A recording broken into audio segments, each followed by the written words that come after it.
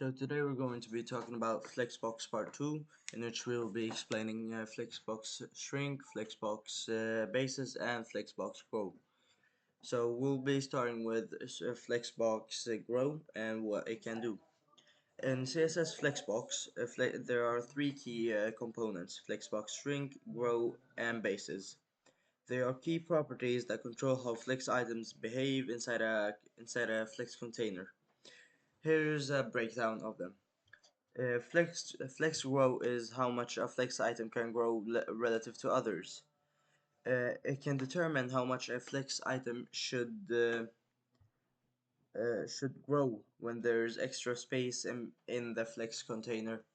So as you can see here, item D is bigger than the rest of the items because it has flex grow 2, for example, while item D has flex grow 1 relative to C, B, and A.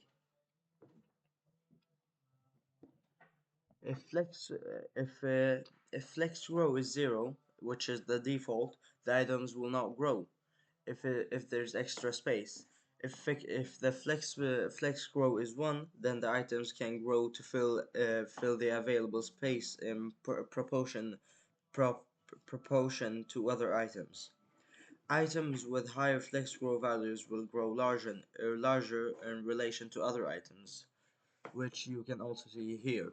ABC, the ABC don't have any flex grow. They have flex grow 0, while while D has flex grow 1 and E has for example flex grow 2.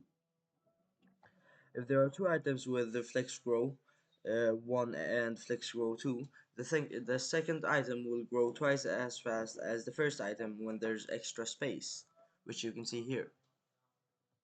Now we'll be talking about flex shrink.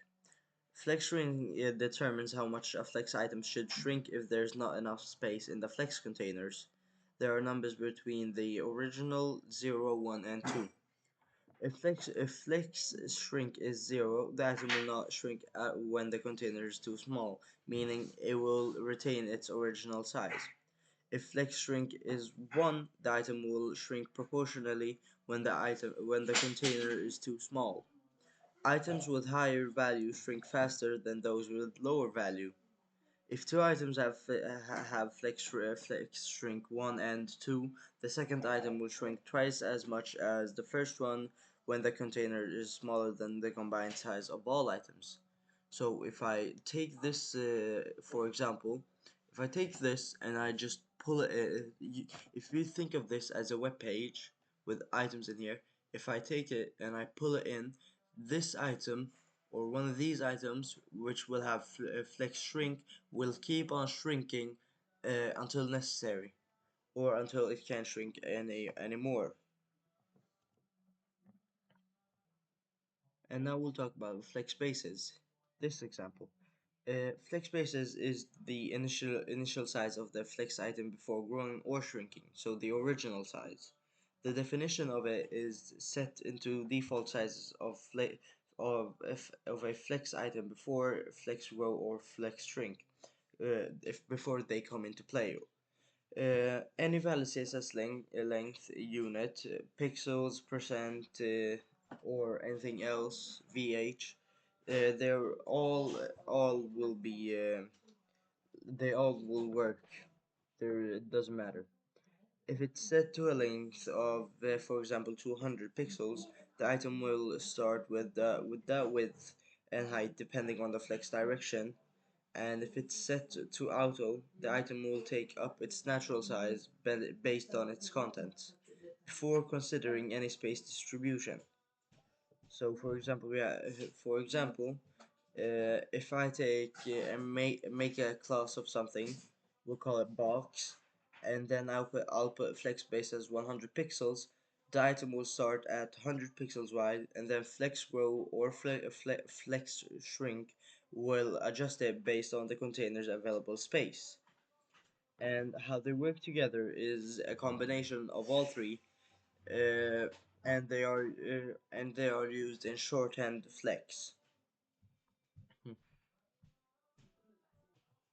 So in summary, uh, flex row controls how much space, how much it expands. Flex shrink, how much it shrinks. As you can hear from the name, flex spaces sets the initial size of the item before growing or shrinking, or like before anything. Now let's look at some code examples of it. So here we have box 1, flex grow 2, flex shrink 3, and we have the flex wrap, of course, which also is which is also something that helps. And what flex wrap is it basically, if I show you a picture here, flex wrap, this is. So flex wrap, what it does is that it determines if you see here, if you think of these two lines as a container and these boxes are as items or elements, what flex wrap does is if there's not enough space, it will determine if you make it into two different lines of items. So if here there's supposed to be 6, it will take 3 here and 3 under it. And that when you and that there is a separate command, which is flex wrap, so you don't confuse it with anything else. Then there's flex wrap reverse, which is taking it from the other side, so it goes from here up to here. So there you can't really you shouldn't mix it up. Now let's go back to our examples here. Here we have box 1, flex row, flex shrink, and flex wrap now wrap, and the flex direction row, which means it goes in a row. And now if we go into the web itself, the flow, you can see here flex grow and the flex shrink. That will be all for today. That was part 2 of the flexbox.